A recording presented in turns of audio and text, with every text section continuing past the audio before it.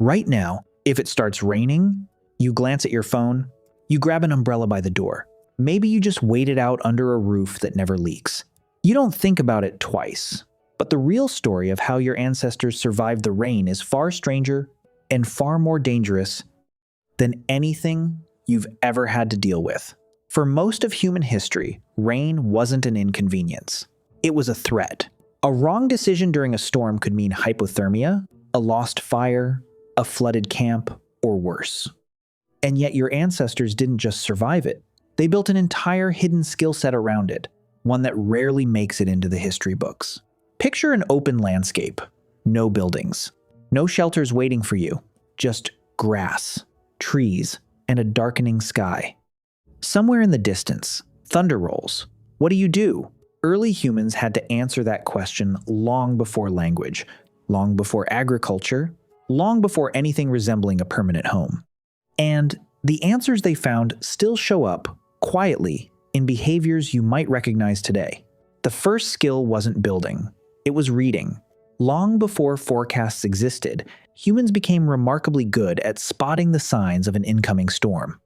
Shifting wind direction, a sudden drop in temperature, animals changing their behavior, birds going quiet, insects disappearing. Anthropologist Lewis Binford, who spent years studying hunter-gatherer campsites, noted that mobile foraging groups routinely built shelter and gathered fuel well before rain actually arrived, suggesting they were reading environmental cues most modern people have completely lost touch with.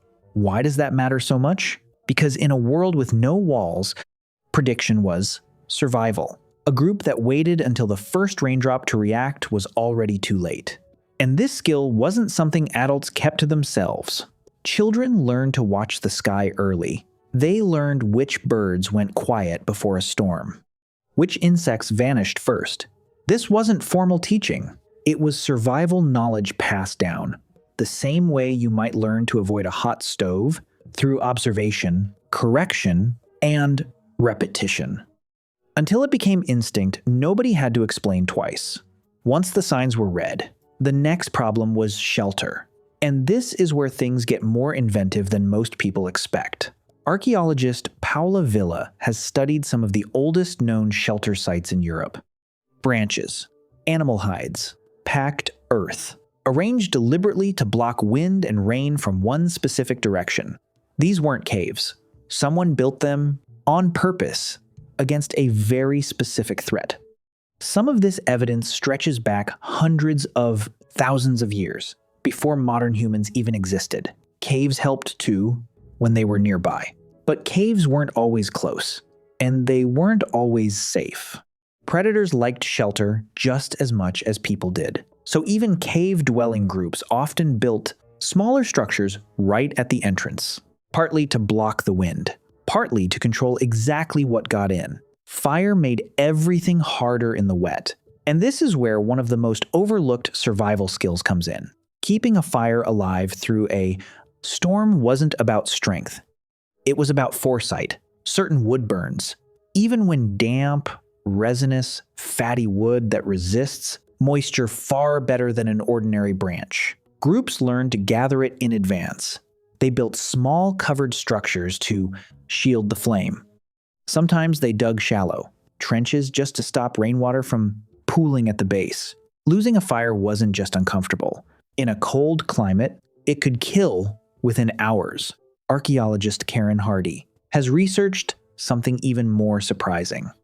Waterproofing. Animal hides treated with natural fats and oils, turning simple skins into something close to a raincoat. Woven plant fibers layered, specifically to shed water instead of absorbing it. No writing, no metal. Just generations of trial, failure, and quiet observation.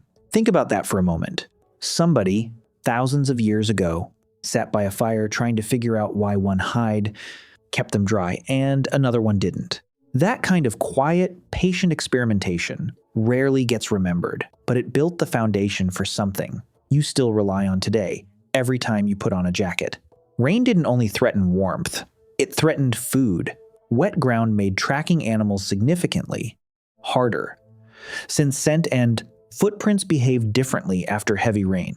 Hunting parties had to adjust their entire strategy depending on recent weather, sometimes switching from tracking to ambush-style hunting near known water sources.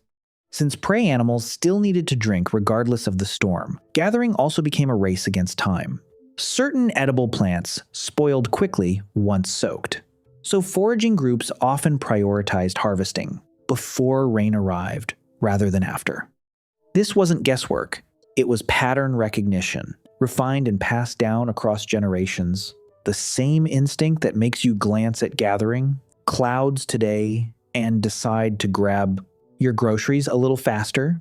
And it wasn't only about what could be gathered before a storm. Afterward mattered too. Heavy rain often exposed things that had been hidden moments before, roots loosened from soaked soil, small animals flushed out of flooded burrows, mushrooms emerging almost overnight. In the damp aftermath, groups that understood these patterns didn't just survive the storm, they learned to treat it as an opportunity hiding inside a hardship, something worth watching for, rather than only enduring. There's a deeper layer to all of this, one that's easy to miss if you only picture ancient humans as helplessly at the mercy of the weather. Rain, in some ways, forced cooperation. A single person struggling to keep a shelter dry, a fire lit, and food secured during a storm faces impossible odds. A group working together dramatically improves those odds. Some researchers argue that unpredictable weather events, storms in particular, may have reinforced social bonding and cooperative behavior in early human groups, since surviving a bad storm together created a shared, memorable experience that strengthened group cohesion. Why would a storm do that when it seems like something that should just be endured alone? Because shared hardship, when survived together, tends to build trust. And trust, in a world without written contracts or forma, agreements, was the actual currency that held early human groups together. This kind of cooperative memory likely didn't fade quickly either. A group that survived a brutal storm, seasoned together, probably told that story afterward, around the very fire they fought to keep alive. Stories like that do more than entertain. They teach the next generation what worked, what almost failed, and who could be relied on when conditions turned against everyone at once. In a world without books, a good storm story may have functioned as a survival manual disguised as entertainment. Think about what this actually meant for a small child or someone already weakened by hunger. A soaked, freezing night wasn't just miserable for them. It was often the difference between making it to morning and not. Hypothermia doesn't need extreme cold to become dangerous. It just needs wet skin, wind, and enough hours in the dark. Groups that mastered rain, survival, weren't just staying comfortable, they were protecting the most vulnerable. People among them, the ones least able to fight off a cold night on their own. That's part of why shelter design wasn't left to chance. Excavations of early shelter sites often show a consistent pattern: entrances angled away from prevailing wind direction, sleeping areas raised slightly above ground level to avoid pooling water, and fire pits positioned close enough for warmth, but far enough to avoid smoke buildup in an enclosed space. These aren't accidental arrangements. They're the product of trial and error, refined over countless storms, most of which nobody ever wrote down because writing didn't exist yet. Consider, too, how much attention had to go into something as simple as staying dry while moving. Traveling during a storm meant carrying fire starting materials in something waterproof, often wrapped in treated hide or bark tucked close to the body. Losing the ability to start a new fire wasn't just inconvenient. In an unfamiliar area, far from a known shelter, it could mean the difference between finding warmth again and not finding it at all. Regardless of where your ancestors lived, in dense forests, open grasslands, coastal regions, or cold mountain valleys, they all faced the exact same fundamental problem. How do you stay dry? How do you stay warm? How do you keep your fire alive when the sky turns against you? And in nearly every region studied by archaeologists, strikingly similar solutions kept appearing. Covered shelters, treated hides, careful fire placement. elevated sleeping areas to avoid pooling water. None of these groups were in contact with each other. The rain simply demanded the same kinds of answers everywhere it fell. That's the quiet thread running through all of this. Weather didn't just test your ancestors. It shaped how they built, how they planned, how they worked together, and even how they thought about the future. A group that could anticipate rain, prepare for it, and survive it together wasn't just staying dry. It was practicing the kind of forward planning and cooperation that would eventually become central to human society itself. None of this happened quickly, and none of it happened by accident. It stretched across hundreds of thousands of years, refined by trial and error, carried forward by people who had no idea they were building survival knowledge that would eventually fade into the background of modern life. And now, here you are. A storm rolls in, and you barely react. You check a weather app instead of the sky.